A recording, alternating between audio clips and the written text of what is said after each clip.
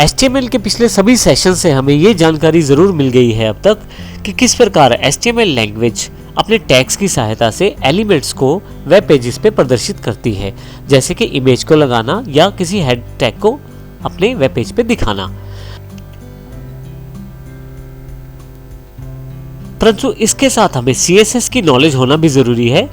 CSS की importance को ध्यान रखते हुए हमने इस HTML सीरीज में CSS के बेसिक्स को इंक्लूड किया है। CSS के बारे में थोड़ी सी जानकारी मैं अभी आपको दे रहा हूं और इसकी डिस्क्रिप्टिव इंफॉर्मेशन बाद के सेशंस में आपको मिलेगी।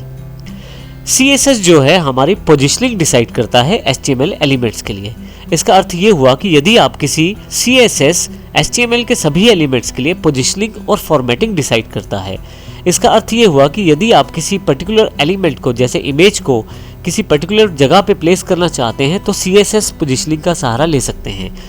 CSS आपको फॉर्मेटिंग के ऑप्शंस भी देता है, जैसे कलर्स को डिसाइड करना, साइज या डिस्प्ले को डिसाइड करना। HTML के प्रॉपर्टी या एट्रीब्यूट से भी ये पहले किया जाता रहा है, परंतु HTML5 को ध्यान में रखते हुए CSS की पोजीशनिंग रूल्स को ज़्यादा फॉलो किया जाता है।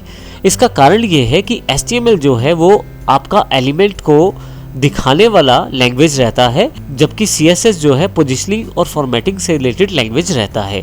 CSS का पूरा मतलब रहता है कास्केडिंग स्टाइल शीट्स। CSS को प्रयोग करने का एक मुख्य कारण ये भी रहता है कि HTML की फाइल के कंटेंट को उसकी फॉर्मेटिंग से अलग कर दिया जाए। इसका फायदा ये रहता है कि आप एक ही HTML की फाइल को कई तरह की फॉर्मेटिंग में ढाल सकते हैं जो CSS के द्वारा डिफाइन की जा सकती हैं। इन सब चीज़ों की जानकारी हम आने वाले सेशंस में लेंगे, परंतु अभी हम CSS के एक बेसिक स्टाइल टैग की जानकारी ज़रूर लेना चाहेंगे ताकि आप इसके बेसिक रूल को ज़रूर समझें, ताकि आने वाले चैप्टर्स में हम CSS की जानकारी को ध्यान में रखते हुए HTML की लैंग्वेज को सीखें।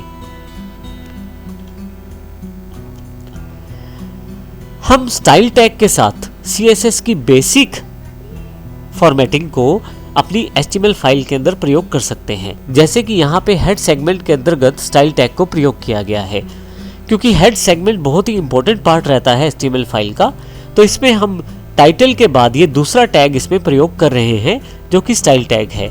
देखिए यहाँ पे H1 और P2 टैग के रूल्स डिफाइन किए गए हैं। स्टाइल में रूल्स को डिफाइन करने के लिए उस टैग का नाम, जैसे कि H1, फिर ओपनिंग करली ब्रेसेस और एक क्लोजिंग करली ब्रेसेस का प्रयोग किया जाता है। बीच में हम प्रॉपर्टीज को डिफाइन करते हैं। देखें तो देखें दिस इज हेडिंग 1 टैग जो है वो यहाँ पे रेड दिखाया गया है। इसका कारण ये है कि H1 टैग के ऊपर ये स्टाइल डिफाइन कर दिया गया है। इसी तरह से यदि आप P टैग की तरफ देखें तो P टैग का जो कलर है वो ब्लू डिफाइन किया गया है। आप जब स्टाइल डिफाइन कर देते हैं तो जब भी बॉडी टैग के अंदर उन टैग्स को प्रयोग करते हैं तो वो स्टाइल जो है वो उस पे एप्लीकेबल या इम्प्लीमेंट हो जाता है।